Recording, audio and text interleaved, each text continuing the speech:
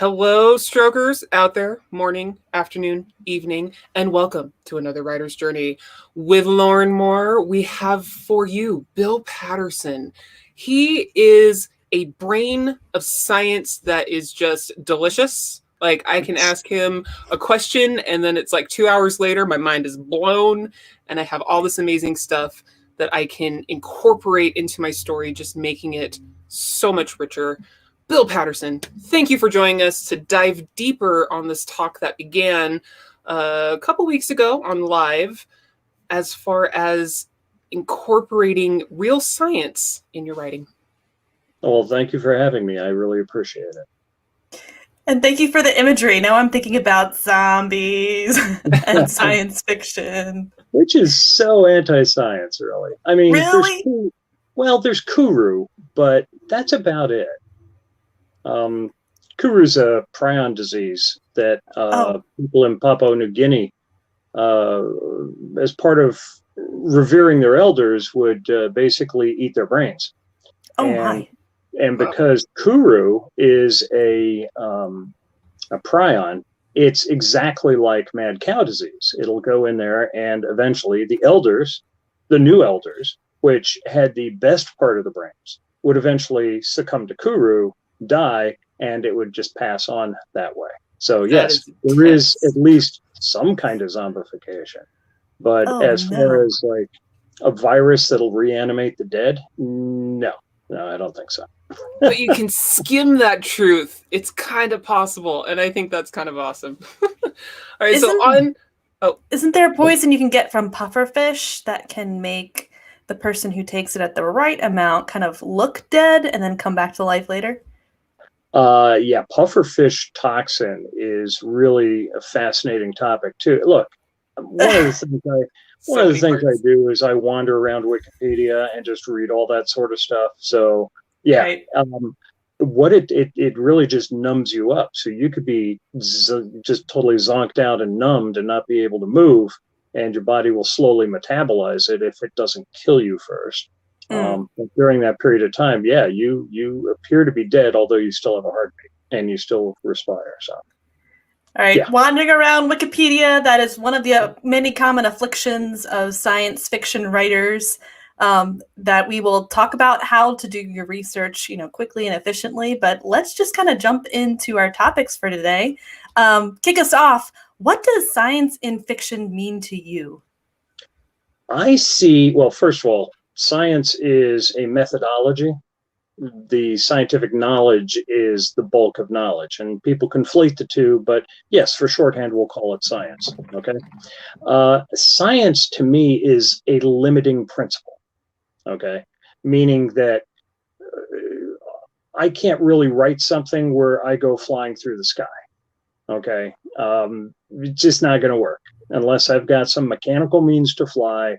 I'm not going to be able to do it by brain power. So for me, the differentiation between a hard science fiction story is one that is in accord with as much of the science that we know today. And to me, I like that. I like having limiting principles. Those force you to look deeper and cause you to write better stories than if it was just blue sky.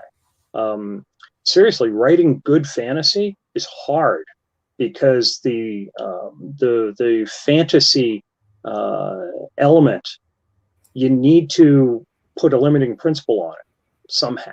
And if you can you're a wizard and you go blast something, well, the other wizard can blast back and you can escalate to where you're melting the planet. So there's got to be a limiting principle there somewhere. And when you don't have one, and as this is why I don't read a lot of fantasy, because there's no limiting principles on there. And that generally manifests itself, towards the end where they reach into the cabinet and they bring out something that has never been foreshadowed and that wins the day. And I'm like, oh, come on. Yeah, don't Deus ex machina anything. Yeah, I just, and I'm not going to throw anyone under the bus because, look, we're all authors and we all work hard on our stuff. But when you put yourself in the tightest limitations possible, that's when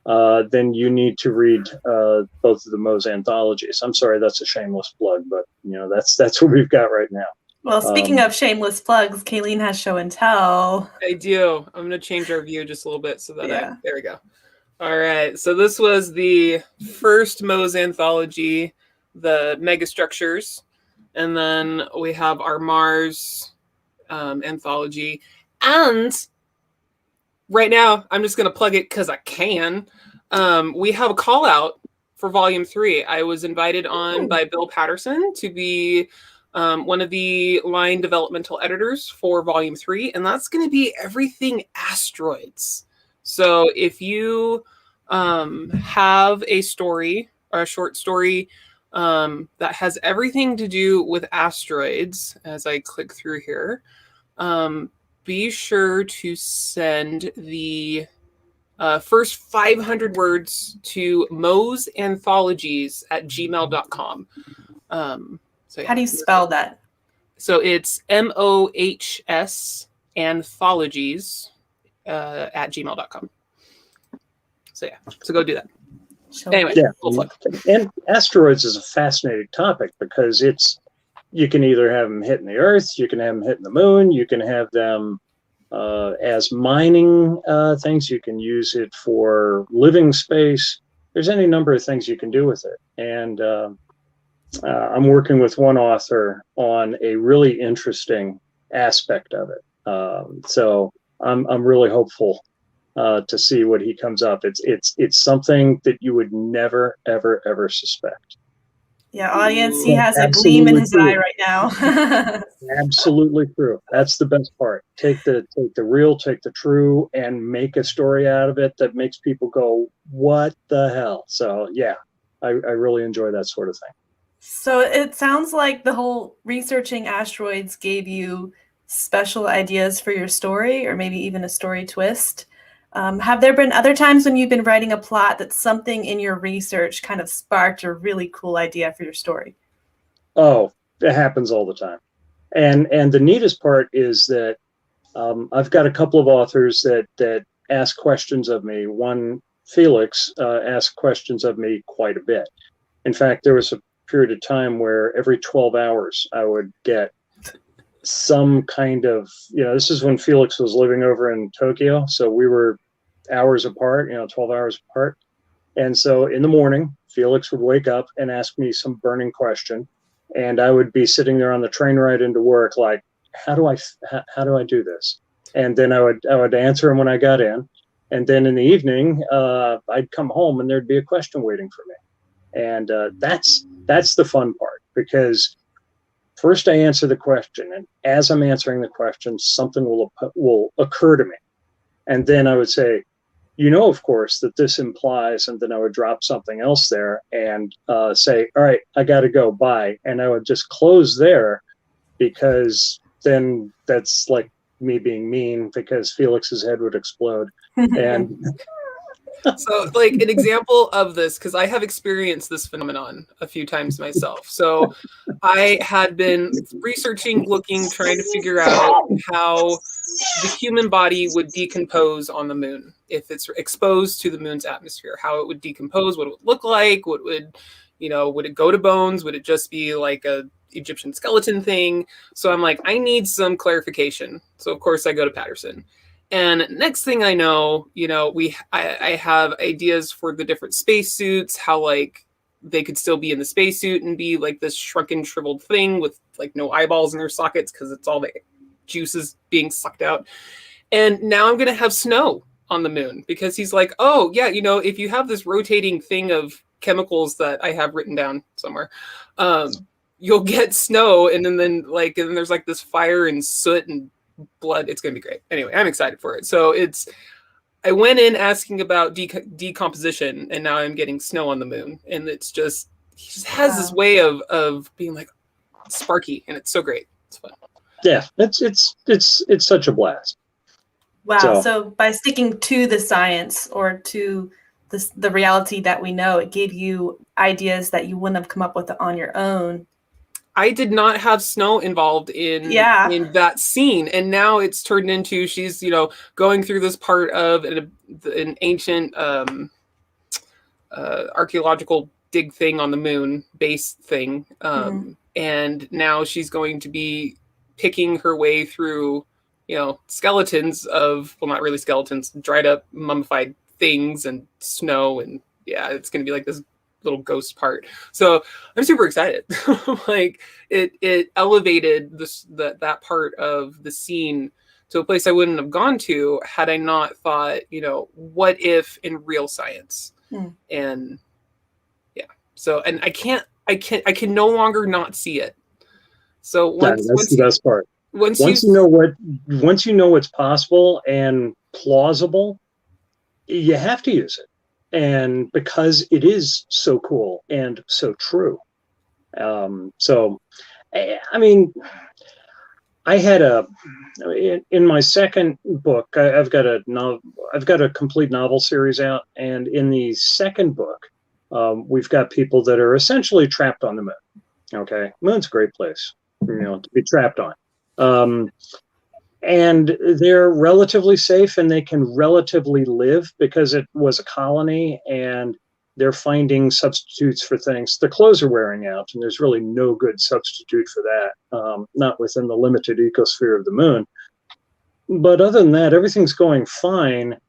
And I'm like, I've got to figure out a way to force these people off because that's part of the story arc is they have to leave. And I realized that, and I was wandering through micronutrients, and it turns out that because of the nature of what trapped them on the moon, it turned most of the surface cobalt into radioactive cobalt, which, you had a high neutron flux, and therefore everything, most of the cobalt changed, or at least the stuff they could get to. But what that means is that the dirt they are using to grow their plants can no longer make vitamin B12, which has a cobalt atom in it. Yeah, so when you take B12, you actually are eating cobalt. Good to know. I didn't know that. No, it's called cobalamin for that reason. That's the science name of B12. And because the cobalt's radioactive, it will kill you. So they have to leave, and the body can't make B12. And it usually gets it from animals. And since they're not getting beef shipments from Earth anymore, there's no source of B12, and their, vitamin capsules are running out. And so now they've got to leave, and that actually forced them out. So yeah. And then the story became one of managing deficiency diseases, which had not been in the original plot. And so way cool. Fun times. Yeah, it is. I like that because I believe it was the cobalt in my venture stories in my Mars one. Pull that up. In my Mars one that drove my my robot insane. And I didn't know that. I just knew I wanted him to go insane. And I wasn't really sure how. Patterson helped me out with that, and so it logically made sense why the robot would be crazy, and it was because of the cobalt. So that's cool. Okay, I say that's cool because there are multiple uses for the same science, so it's limitless. Yeah, it's. Frankly, I don't know why everyone doesn't do it. I'm glad they don't, because I've got, a field where I can be one of a few, as opposed to, fighting. I always refer back to the romance field where everyone writes really good romance, and it's kind of hard to stand out. With hard science fiction, it's kind of easy to do that. But again, a lot of it is, and I know that later on, people always ask me, where do you get your ideas from and things like that. But it's really a case of close observation, okay? Or remembering stuff, or sometimes even just going in saying, what would make a good story idea?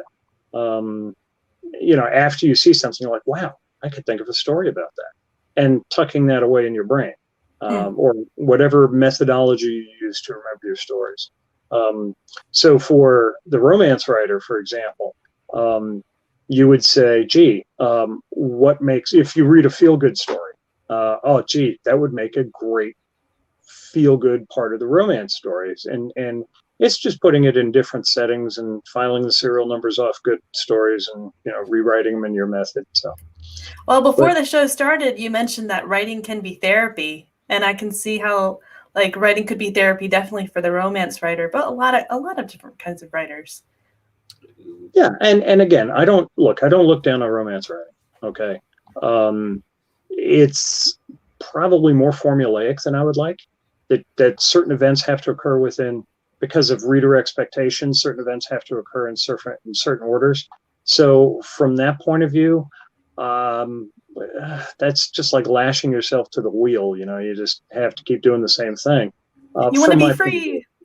No, I mean, from my point of view, look, I don't disparage romance writers. I know that that's a common trope, and I try to avoid that. It's hard for me to see how you tell the same story over and over. From my point of view, please don't write. But I do have, believe it or not, I do have a really neat science-based romance story that I'm trying to develop, but I'm no romance writer. So. That's a good challenge, though, is taking what you're used to and applying it to different genres, or bringing different genre tropes into your writing. That's just another wealth of possibility to make your story stronger. And if any of you romance writers want to write about some dweeby scientist with, man chest and all that sort of stuff, again, I'm sorry. No, but you got to have the man chest in romance. It's going to happen. Again, I'm an outsider looking in and making assumptions, so please don't yell at me. But if you need some plausible science, hey, hit me up. I'm happy to talk with everybody about this. And you could do like a writing idea swap type thing, like they help you with your romance. Yeah, you help them with their science. I'm giving this away for free. I really don't. I mean, look, if anything that helps people write good stories and entertain other folks, I look on that as a win. Okay, so yeah, go ahead, feel free, hit me up. And okay. On that note, Leo Vaccaro in the chat is asking, what is or was the most disputed science fact readers didn't believe? I find that an interesting question. Ooh, boy, that's a tough one. Leo, I'll have to think about that. My brain will come up with an answer hopefully before the end of the show. But it's not so much that they find it hard to believe. It's that once it's explained to them, they go, oh yeah, that makes sense. So it's more of a, I did not know that, as opposed to, I don't believe that's true. So that's all I can come up with right now, Leah. If something else occurs to me, I'll let you know. Leo also says you can write a love story without writing romance. And I want to kind of build on that. I was thinking of Shakespeare, right? Like if I wanted to write a romance in space, I'd probably think about how Shakespeare structured his plays, because he put those love stories in a lot of different genres. So maybe if I was a man and I've read a lot of books written by men, and that's kind of where I'm coming from, I might start with Much Ado About Nothing, or what's the one? Not Kiss Me, Kate. Taming of the Shrew, and kind of look at his structure and maybe use that as a framework, perhaps, for writing my story about the nerd with the man chest and an asteroid in space. Because yes. Because yes, yeah. So one of my questions is, what if you're a new writer in hard science fiction and you don't have a Bill Patterson? You don't have a person that you can reach out to with these science questions. How could a new writer go about finding the answers to their science questions that they have without spending hours and days and weeks and months of their life in the rabbit hole? How do you do that? The rabbit hole is very seductive. Funny. The rabbit hole is very seductive. Okay? Right. I mean, I found myself at 2:30 in the morning reading Wikipedia. I'm like, no, I got to go to bed, but I'm retired, so I can do that.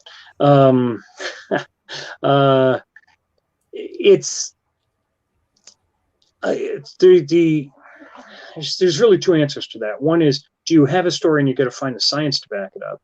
Or have you read something interesting in science and go, ooh, I can do a story from that? So there's two different directions you come with that. In the first, where you're trying to verify the science, there's a couple of ways you can do that. Obviously, Google is your friend in this one. Wikipedia can be your friend. Although, boy, a lot of times people really lard up those entries with science. Just makes it harder to understand. But one of the things you can do is you can look at some of the popular science magazines. Scientific American's still out there. There's several other ones like that. Popular Mechanics, oddly enough, has less to do with mechanics and more to do with science than you would believe. But once you get past that kind of broad gauge, public facing sort of stuff, which gives you the patina of science without necessarily getting into the depth of it, then you've got to start looking through some of the scientific databases and the abstracts and things like that. And again, you don't know where those things are, so that's where Google is your friend. You can do Xarvix. That's one of the preprint production websites, but that stuff tends to be extremely narrow width science, studying, the color changes within this particular organism. It's like, that is so narrow that's really not where you as a new author should be. And there's also a danger as a new author, and let me just address that first. A lot of times you do a lot of research to make sure the science is correct and that the science is, because I know one of my great fears is I will put something out there and someone will turn around and go, you're wrong and this is why you're wrong, and they will do it in a review that everyone can see, and that's like my horror nightmare scenario. So you do all this work and you get all of this knowledge, and the pressure is overwhelming to dump it into your story. Kind of like, look how much work I did to entertain you readers. And you don't want to do that. You really, really don't. So there's two things you can do. The easiest, and it actually gets it out of your head and onto the paper, is you write a freebie giveaway where you say, hey, look, here's all the science. And you do that and you keep it out of the story. And in the story, you just work with it. And if it's some kind of new whiz-bang thing that the protagonist discovers or decides to use, that's where you introduce it, okay? You don't go into the background of it. You're just like, hey, I remember reading something where they said this would work, let's try it, kind of thing. So you do that very simply. But yeah, I know, there's, like the radioactive vitamin B12. I mean, that was something that took me a while to look through and make sure that I got right. But you don't want to inflict it on your readers. Okay, you mention it, and if you really feel strongly about it, you put a little afterword at the end of your novel, short story, novella, wherever you're writing it, and leave it at that. And if you really feel like you have to show all your work, funny, we didn't want to do it in school, and now as authors we really do, you write a companion piece and put that on your website as a free giveaway. I've done that occasionally. I don't necessarily do a lot of it now, but I know that in the Mohs anthologies, we've offered all the authors an afterword where they can put out their work, where they can show their work and show some of the bibliography. It's good times. Did you get much reader response from your website from where you had given extra science information? Like, how was the reader response? No. I have reader response from that not necessarily from that. I know that people download it because I've seen it downloaded. They don't necessarily respond back to me. I've had one or two. One of the ones that really gave me huge encouragement at the beginning was a reader from Australia whose father was the range safety officer for their version of Cape Canaveral, which is Woomera Rocket Range. And he has since passed on, but all of his buddies got together and kind of had a book club with my work, and they were discussing it for several hours. And I'm like, that's great. It was just such, I still get a big smile thinking about that. And hopefully they're still looking at it. So that's jet fuel that keeps you writing. I love that. Good times. But I mean, I'd be writing anyway, because I've got a lot of fun stuff I want to talk about. So, yeah. Well, Kalene, speaking of fun things. Yeah, before we continue on with our science conversation, we have a spotlight. And today's spotlight is on Project Hail Mary by Andy Weir. Ryland Grace is the sole survivor on a desperate, last chance mission. And if he fails, humanity and the Earth itself will perish. Except that right now, he doesn't know that. He can't even remember his own name, let alone the nature of his assignment or how to complete it. All he knows is that he's been asleep for a very, very long time, and he's just been awakened to find himself millions of miles from home, with nothing but 2 corpses for company. His crewmates dead, his memories fuzzily returning, Ryland realizes that an impossible task now confronts him. Hurtling through space on this teeny ship, it's up to him to puzzle out an impossible scientific mystery and conquer an extinction-level threat to our species. And with the clock ticking down and the nearest human being light years away, he's got to do it all alone. Or does he?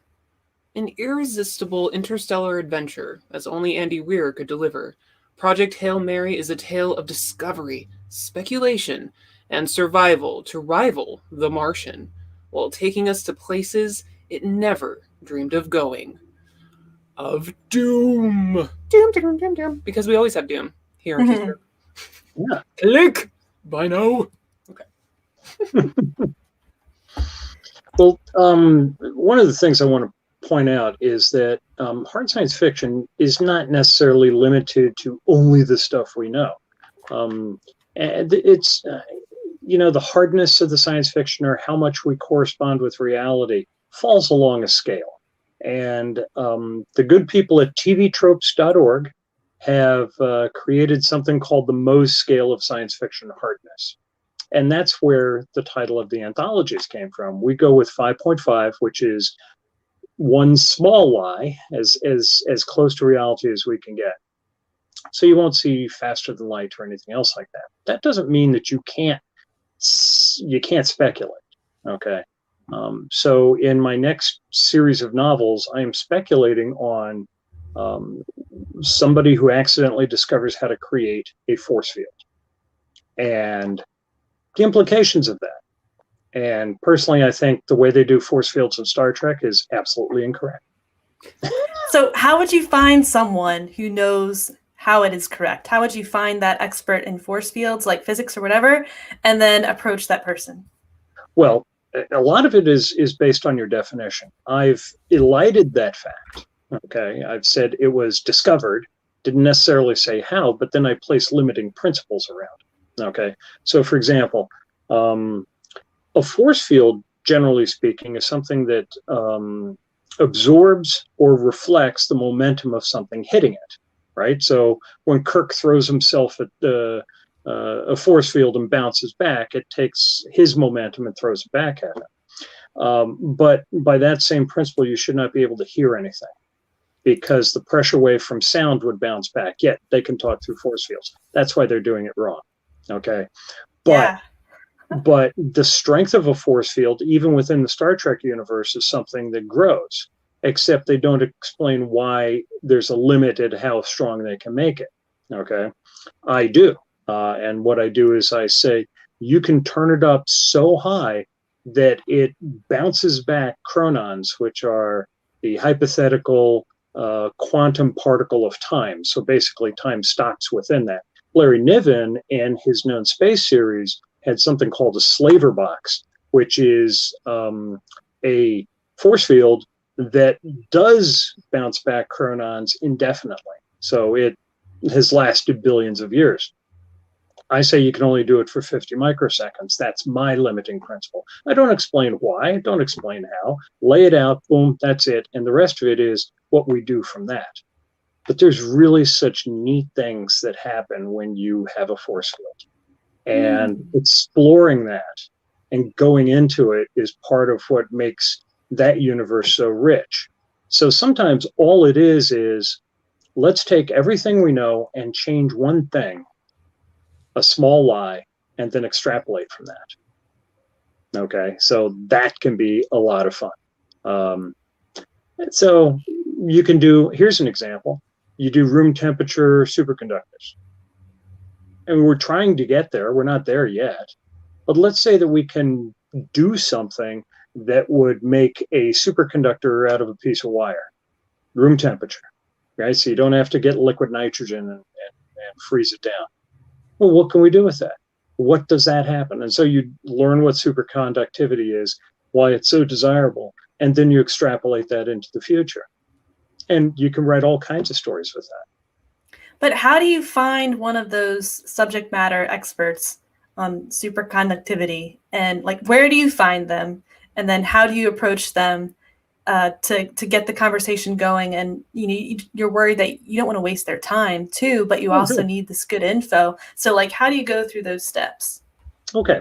Well, as many scientists have written in public publications and things like that, they're generally wary of being approached by members of the public because in their experience, a lot of them have an agenda and it's generally hidden. Okay. So for example, let's pick on superconductivity because that's sounds cool. And generally it is cool, like liquid nitrogen temperatures. So if I was a regular scientist that was working in that field and I got approached by somebody and I was naive, right? And I didn't have people to tell me, don't talk to them, which actually happens, okay?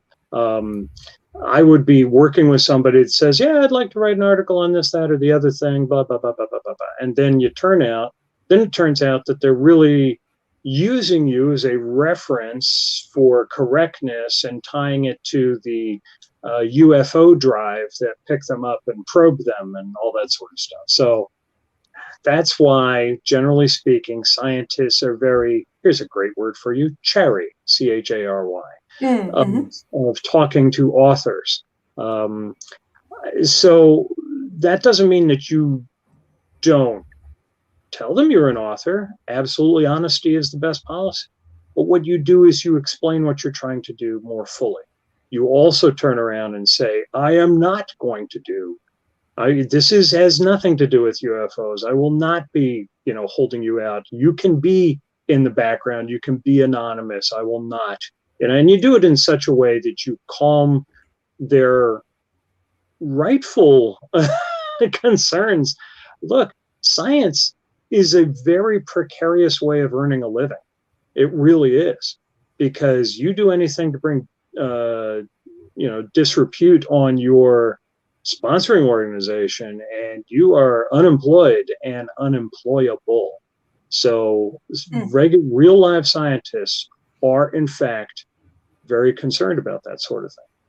The other thing you want to do when you're approaching them is get as smart as you can in their area and ask a defined, simple question. Okay. Where just exactly where the limits of your knowledge end. And so you're asking them for something else. So as an example, there's a subject matter expert I have that is a expert in black holes that are not made out of matter, but are instead made out of energy. That's a distinction that's probably lost on a lot of the people that are watching this. Most black holes are made out of matter.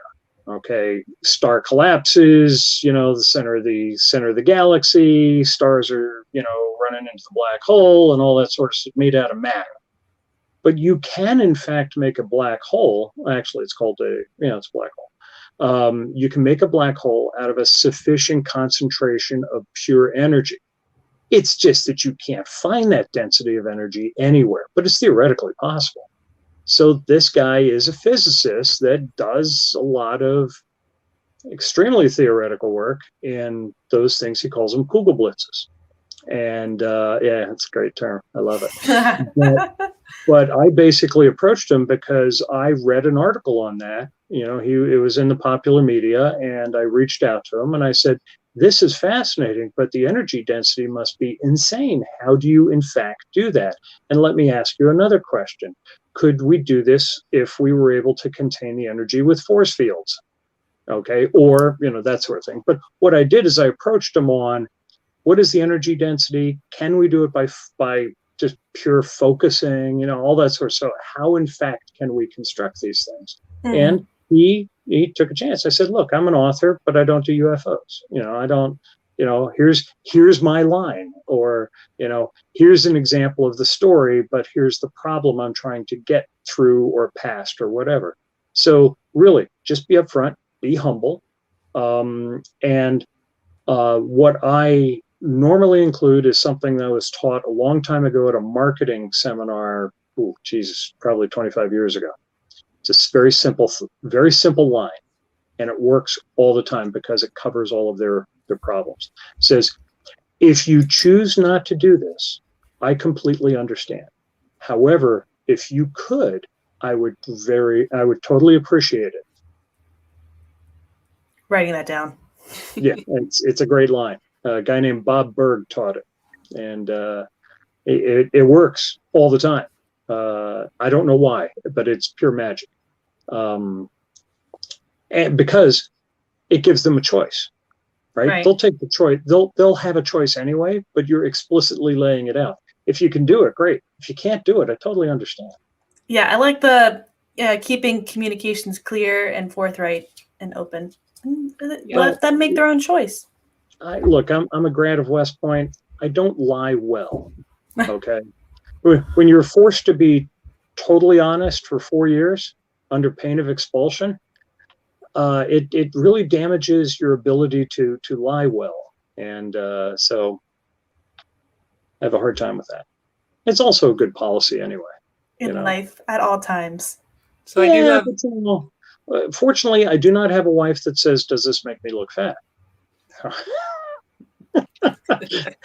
So that's the biggest pothole there. So anyway. This is a random question because you brought up black holes. I recently saw a video where they were speculating not just black holes, but white holes. And they are, if I can remember, oh my goodness, instead of the black hole sucking in the matter, the white hole is actually pushing it away. So you can't ever actually enter the white hole because it's. I bring that up. I want to know if you have heard of those. Oh yeah, white hole. I've heard of them in two different manifestations. A white hole is theoretically the end of a black hole ringed wormhole. Okay, so that all the stuff comes into the black hole and it all spews out of the white hole. Okay, so that's one of them. And the other one speculates that quasars are in fact white holes. And the interesting part of the white hole is that it is a source of negative gravity is probably the best way to put it. Not anti-gravity, but negative gravity, where everything just shoves outward and you're actually forcing yourself against a gradient to go in. Think of it as flying into a hurricane, okay? An infinite speed hurricane where you can't ever get there. The other thing is that the energy that comes out of the white hole, because it appears as energy before it condenses into matter, is completely information free. Therefore, you avoid the information paradox that occurs with, anyway, see, that's deep in the weeds. That's way past what a lot of people would be interested in. That's exciting me because the video I saw, it was, describing kind of like the surface value of what would make up a white hole, even though we haven't found one yet. It's still kind of a the Kugelblitz is not a white hole. Yeah, but that's why I'm like, oh, there's a third one, so I got really excited. So well, it's nerds. It's a black hole, but it's made by a different process. And because E equals mc squared, black hole doesn't care if it's energy that makes it or matter that makes it. So Cool. It's, see, stuff we know. I had to Interesting ask. fascination. This is So, fun. yeah, good times. Radioactive B12. Oh, good one. We have somebody there. Right. Kit's going back to superconductivity. Sure. He says, people don't know room temperature superconductors would be useful. Issue is not finding experts. Issue is reading enough science to know what the frontier's possibilities are. Yeah. And I plug Wikipedia because it's free. Okay. It also gets bent out of shape if you just put speculation in there without sources. So if you're looking for sources, go to the Wikipedia page on it, read the references, look at the footnotes, go to those things. And then, because most science papers have contact information, that's how you contact them. Ah. It's email. Send an email. Send an email. Yeah, that was one of my questions too. Like, are you reaching out to people on Twitter or Facebook or email? But an email. Email. Twitter's public. I mean, look, if you want to develop a really cool idea in private, that's how you do it. You email the person. And here's the other thing. A lot of times they're overwhelmed. The authors themselves are overwhelmed, but they're part of organizations because someone's got to pay them. And most of these organizations are recipients of public funds.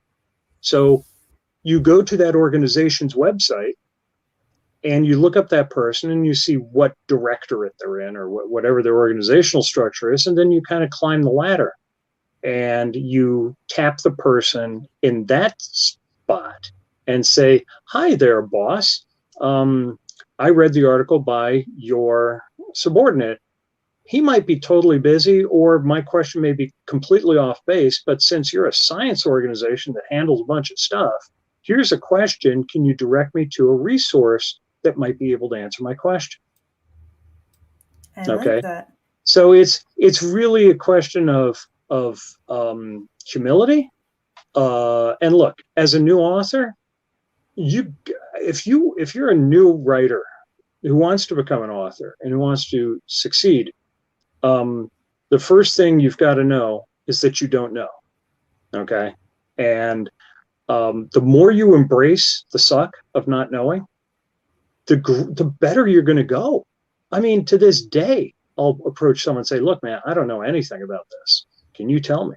There's a lot I don't know. And I'm a science generalist. I mean, my familiarity with stuff is rather broad, but rather thin. So there's a lot I don't know. And I'm completely happy to acknowledge my ignorance and say, hey, I might be an old, fat, bald guy, but I'm still willing to learn. So please let me know. And hey, if you want credit, I'll be happy to give you credit in my work. And if you don't, I'll bury it. It's fine. Whatever. I'm willing to, and it's that willingness to bend that is the magic. Okay. And if someone blows you off, they're going to blow you off. But guess what? They're not the only expert. So you don't find another one. Most of these papers are co-authored, and a lot of times actually, if you really want to have fun, you start down at the bottom. Why? They're the graduate students. They're the ones that haven't been warned yet. but be nice with them, okay? Yeah. I mean, they're graduate students, and you'll say, look, it's probably not a good idea if I acknowledge you, but if you want me to, I'll be happy to do that. It's okay. So as a new writer, it's great. And again, feel free to reach out to me. No, I don't charge. I should, but I don't. And I really make sure you do a little research before you reach out to them. At least have an understanding. Yeah. Well, I mean, again, it's only polite. She's like, tell me all about antimatter without doing any research. Yeah, I mean, look, there's a difference between antimatter and negative matter. It's probably a good idea to read up on it first and then go and then ask me the question. See, I didn't know negative matter, and see, like now I have something to go look because I didn't know that I should know that. Forward. But if I had looked up antimatter, I might have stumbled across negative matter. Quite true, because it's in the same wiki article. There you go, Wikipedia, Google Foo. I'm serious. Wikipedia is your best friend. It really is when you're dealing with science. Okay. Because if there's something I don't know, it's the first place I turn. And then I'll be like, oh yeah, I remember this. And then I'll go look up the sources and punch off of that. Now, Bill, do you ever fill in the blanks in your science with imagination? Like just create a thing, create a science principle, create a technology. Do you ever do that, or is that a hard no? It depends on the level of science that I'm writing. I mean, because I don't always write at the super hard level. Okay. Force fields is an example. I created those. Where'd they come from? I don't know. I just say an overlapping field of electromagnetic influences. Whatever the hell that is. Okay. It sounds good. There's another piece of writing that I haven't released yet because it's the very first series of novels that I ever wrote, and they're not ready. Ooh, they're bad. But I needed to have a mechanism by which see, I'm trying to figure out the best way to say it. Okay, it's an idea that I blatantly stole. I shouldn't say that. From Frank Herbert, called The White Plague. And it's, oh my God, it's one of those depressing novels you just want to go and end it all after you read it. But no, it's really bad, which is why I've never read it a second time. But what he did was he had a biochemist that basically created a organism that killed only women. Very specific. Yeah, and he was doing it for revenge. End of the species.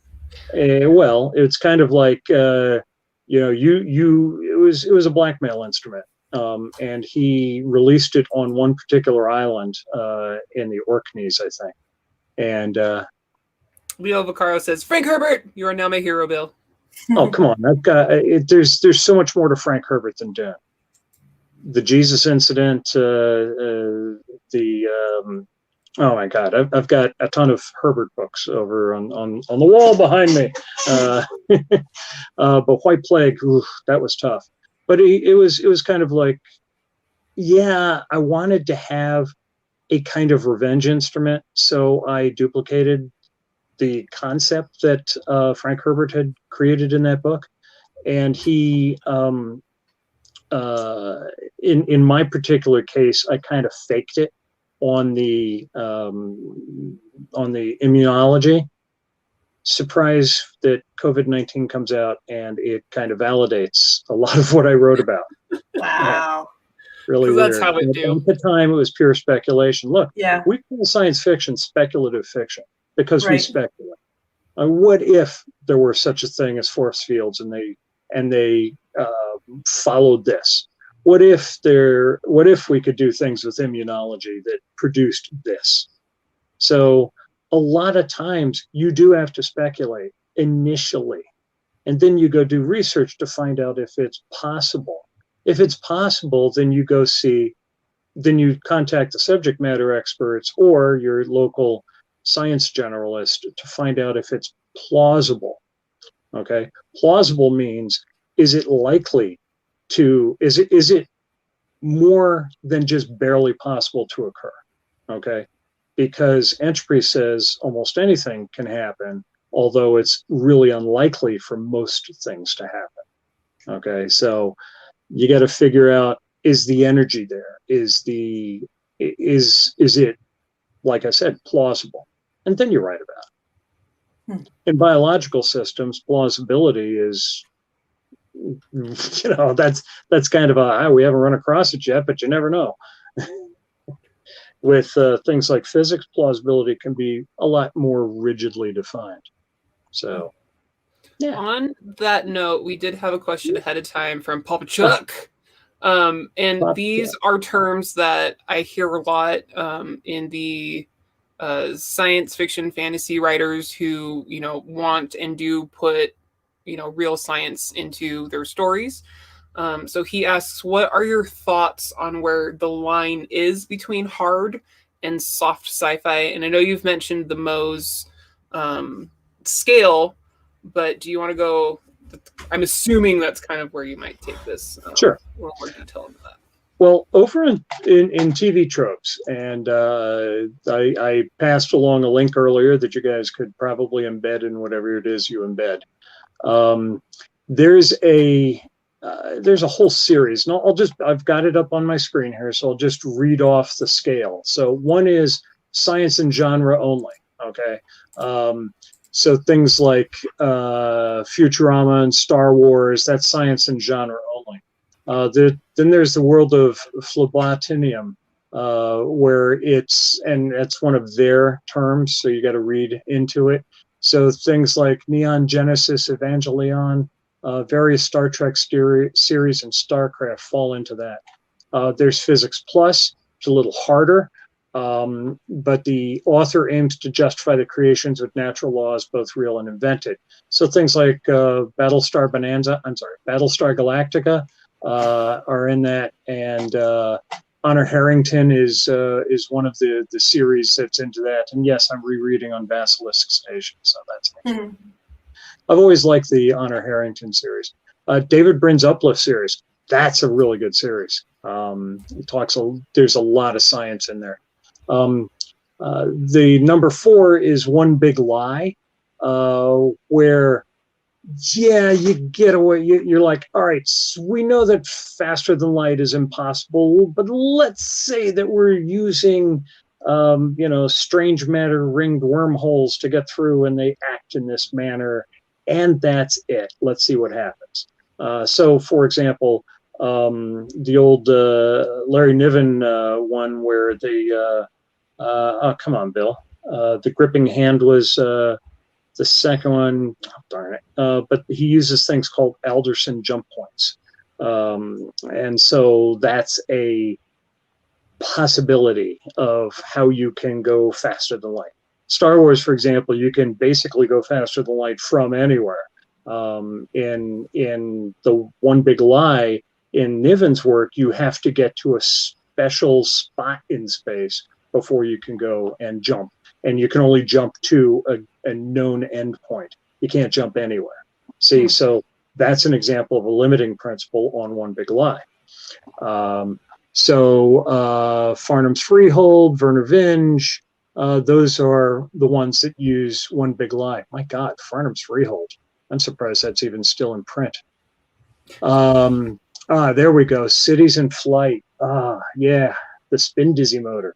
That is an example of a limiting principle on a big lie. All right, the 5th one is speculative science, and stories where there's no big lie, but you speculate on things. Okay, so I don't think there's anything that prevents force fields from actually occurring, so let me invent one. That's a big lie. All right. On the other hand, if I'm talking about the effect of being inside a spinning asteroid and you jump off the inside, it's not what you think. Then that's a speculative science kind of question. Okay, so for example,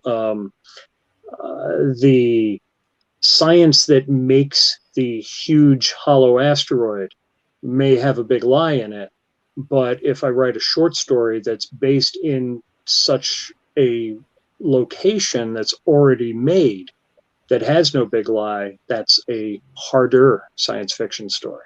So it's number 5. And then number 6 is real life. So there's something called 5.5, which is futurology. So Gattaca is a great film. I mean, do you guys ever see that one? I have. I don't ask me to recall it. Basically, DNA testing determines your class in life and where you can work and on what level things you can work. So, yeah, that could happen. You know, things like virus passports or vaccination passports, if they were emplaced, could lead to such a stratified society. So yeah, that's a big deal. So a lot of the speculative works of Jules Verne are in there. Roche World, Robert L. Forward. He's the guy that talks about negative matter. You may want to remember that one. But Roche World is great, and Moon is a Harsh Mistress is probably the best science, hard science story of the golden age. It is just great. I still love it. The only speculative element on there is that you have a live sentient computer. And then that's the question of sentience. The line between hard and soft science fiction in some of the what we call the soft sciences, psychiatry, sociology, things like that, that's very, very hard to judge. So, for example, stories, and there's a lot of them in science fiction, where applied psychiatry is the basis for society. Those are harder to determine whether they're hard or soft. But hey, take your drugs. And we did get a question in the chat from Kit Yoon asking, sci-fi hardness is also whether the science affects the story. Remove the science, would the story still work? That's... I understand the methodology. I disagree with it because this, to me anyway, the hardness of science is how closely do we follow known and reasonably extrapolatable science. I'm trying to figure out a better way to say that. But so, for example, we have recently demonstrated that flight is possible on Mars. Okay.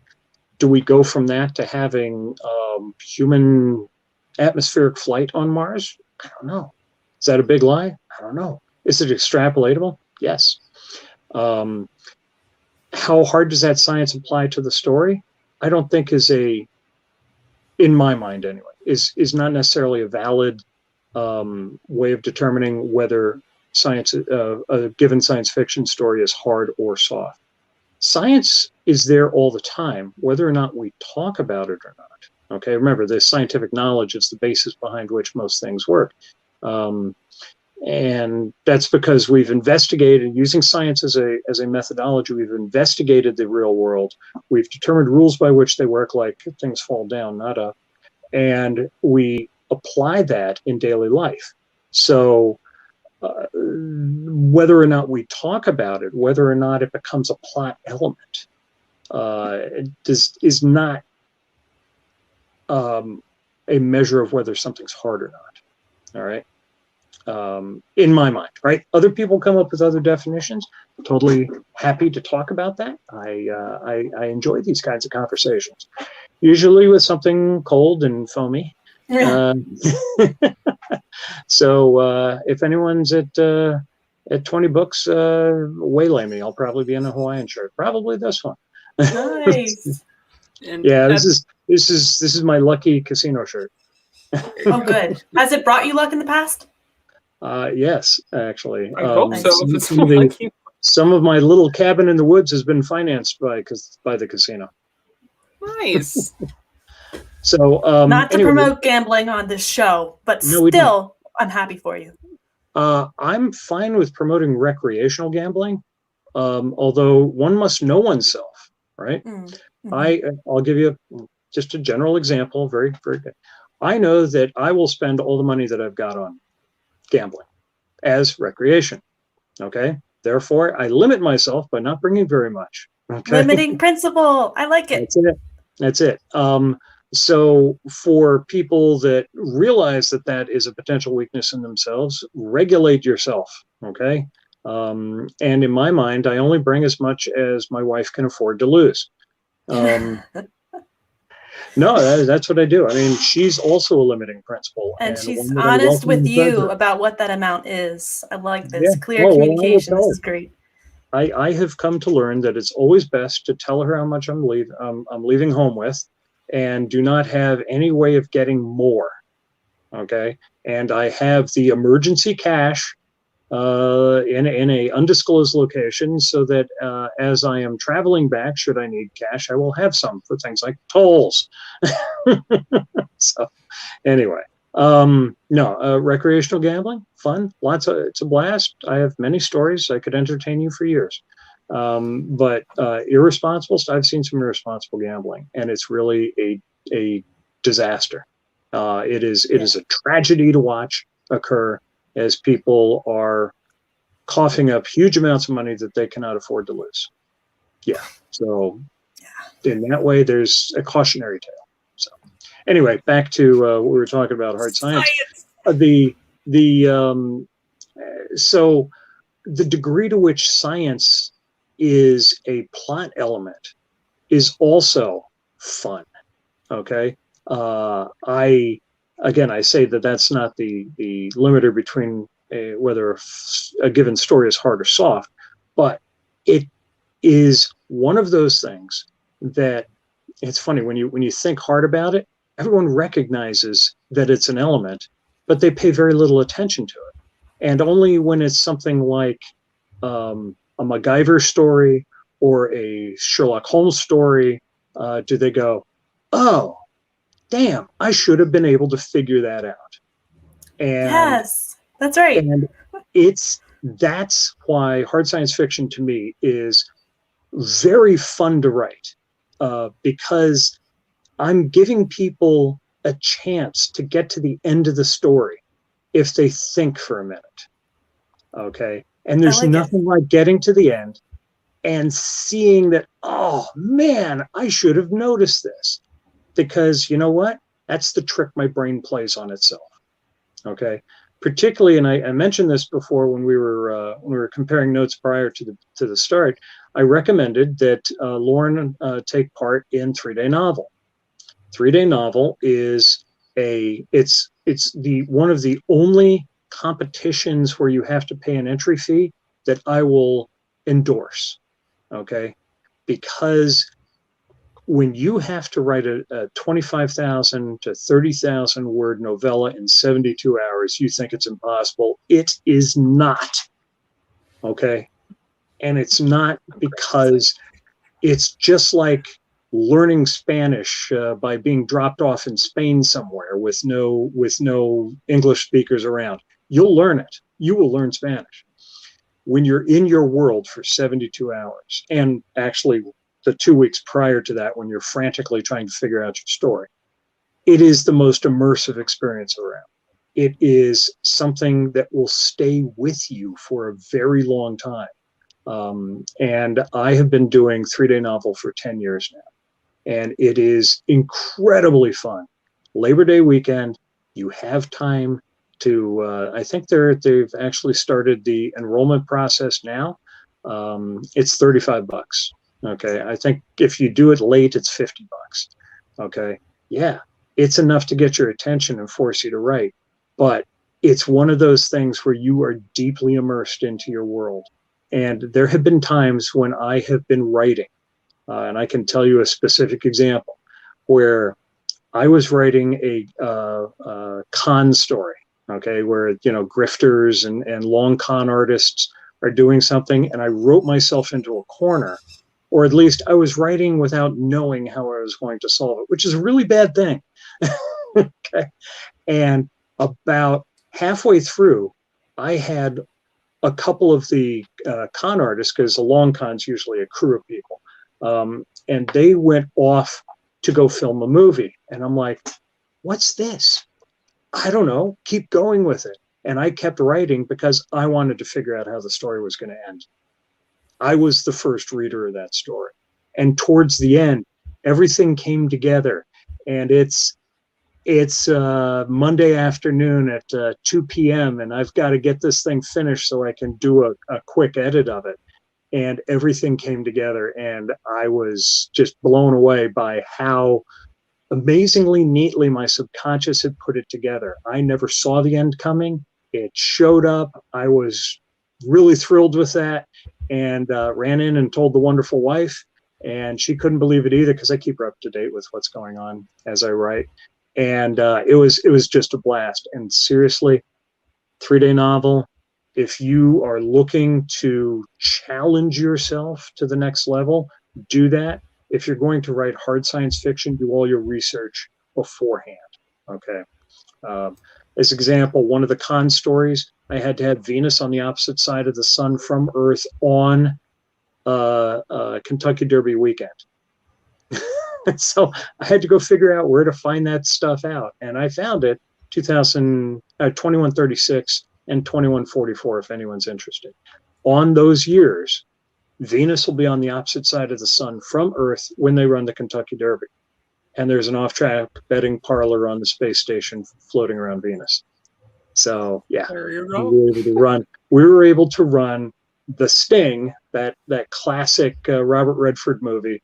So we were able to run that on the Venetian space station because they couldn't get the Kentucky Derby directly from Earth. They had to bounce it off Mars. Sweet. And so we were able to run The Wire. Wow. What a blast that was. There's an idea. Again, even that one had an ending that I did not see because I got to the nominal end and my fingers kept writing. And I said, okay, I'll just keep going with this. And it turned out that the con crew that was working on Venus had a different idea. And although they reached the nominal ending and wrapped that up, they also had like a secondary ending that was a lot of fun. That's and exciting. So that's why I say for the writers, if you want to challenge yourself, do 3-day novel. Alrighty. You're giving me ideas. I like it. Well, everyone out there, at the end of the day, for me, my rundown, when you are thinking of the science in your stories, it's the plausibility of it. It's the speculative plausibility of what it could be. Even in fantasy, like fantasy worlds have volcanoes. We know a lot about volcanoes. You can make those volcanoes very realistic and then extrapolate from there other fantastical things for your world. But those are, science is always possible in all the genres, I think. Because like Bill was saying a little bit earlier, we don't realize the science, but it's there. Like, we're in science right now. Gravity, sitting, electrons moving, videoing. Anyway, so before I ramble off into the Nesosphere, Patterson, where can our viewers, our listeners find you, your work? What is the best way to contact you, to pick your brain for all the little science bits? I welcome people emailing me. That's fine. It's very seldom that people do, so I'm not hiding yet. I'm sure Andy Weir is, but I'm not. But WD Patterson at Yahoo, 2 T's on the Patterson. That'll work. You can find me on, I use one of those link shorteners because I do. So if you go to smarturl.it and Bill Patterson blog, you'll find where I blog. I don't do it very often, but I have all of my work there. Plus, there's a lot of free stuff there. So if you want to read some free work that I'm handing out, you could do that there. I'm also I'm experimenting with my own Discord server. So if you'd like to be there, I'll hand Keystroke the link, and they can post it wherever they post it, and I'll be happy to see you there. Sweet. Most of my work's on Amazon, Bill Patterson with 2 T's, just like you see it spelled there. And I look forward to it. And like I said, I do have a bunch of free stuff. So if you're like, hey, Bill, can you send me some free stuff? I'll be like, yeah, sure, go here. And it'll list it all. I do have a newsletter. Please feel free to sign up for it. And that's also on my blog. And just in general, I like interacting with people that have this as an interest. And like I said, even if you're not a science fiction writer, if you got a science question, you want to find out how that can inform your work, feel free to drop me a note.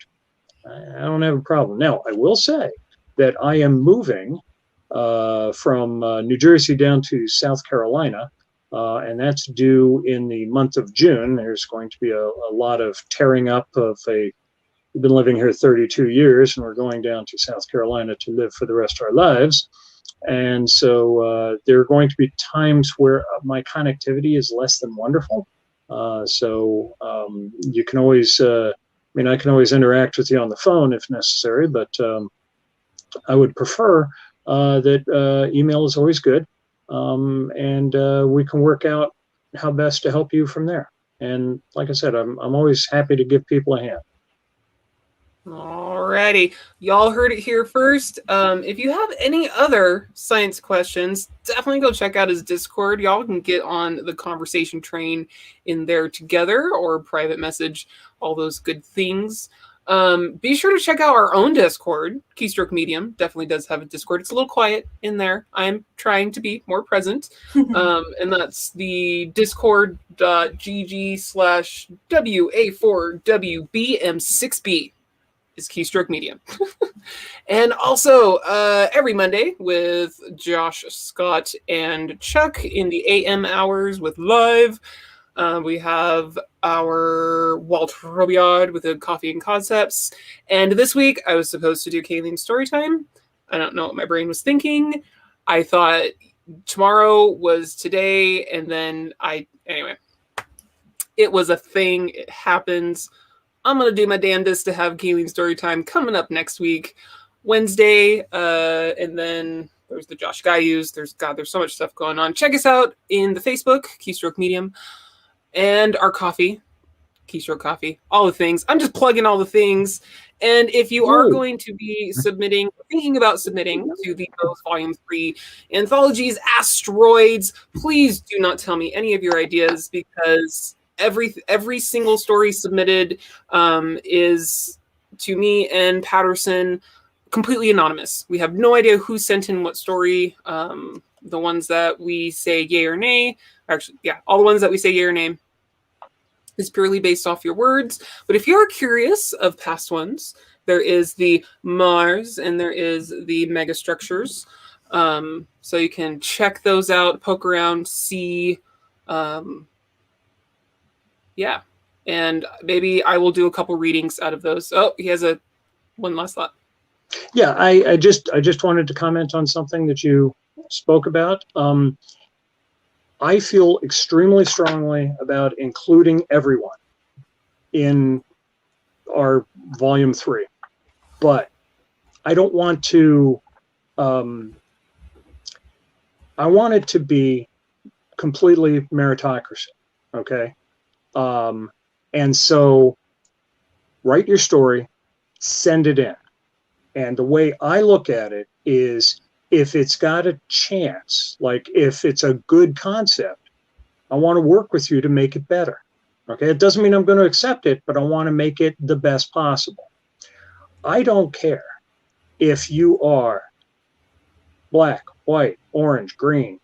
Hey, there, green. And I really don't give a rip where you came from, and I mean that with the greatest sincerity. I want people to succeed because they're people. Okay, I don't want to favor any one group, class, demographic, nothing. You're 95 years old, you want to submit a story? Go for it. You're 16, you want to submit a story? Go for it. But we're going to need to know that because of legalities. Yes. Okay. If you're over 18, knock yourself out. Okay. I want to include everyone possible. I want it to be an absolute surprise when we accept the story and only then learn who you are. Okay. So surprise us. We know that everyone has the chance to succeed, and we want to give that to everybody. So you heard it from here. Yes. And Kit Yoon, submit at least 500 words to mohsanthologies at gmail.com. So that's MOHS anthologies at gmail.com. We have another of our coworkers who strip your name and anything that could point us to, ooh, I know who wrote this. And then it gets sent to Bill and I. We will decide from there. Within 4 days of you sending it in, we will have back a yay or a nay, and all those goodies that come with it. So yeah, asteroids, all that good stuff. Do it. Do it. And take a look on Facebook. Search for Mohs anthologies, Mohs 5.5 anthologies, and you can read my manifesto on how I want things to work, and generally speaking, how the pay progresses and all that other stuff. Yes, you get paid for your stories. You do. So yeah, I just sent out all the money for number 2. So yeah, we want you part of us. So send it on in. Okay. You don't have to be a physicist. Okay. You really don't. And I'm going to end on this note that I learned from my first story in Mohs, the megastructures. Black holes, the sky is actually blue. Who knew? There you go. I learned that from the Patterson right here. All right. For Lord More, I am Kalene Williams. Thank you for joining us on your writer's journey this lovely Friday morning, afternoon, evening, whenever you are. Deadline. There is a call on in the Facebook group. I think it's June. End of June. End of June is the deadline date. So be sure to have those in. So you've got lots of time. You got a couple months to churn through your stories. They don't have to be finished to submit. Just make it. Give it your best shot. Best shot. And for that, I will see you next week. We're going to talk about more reading, writing, and everything in between right here on Keystroke Mediums, The Writer's Journey. Peace, you guys.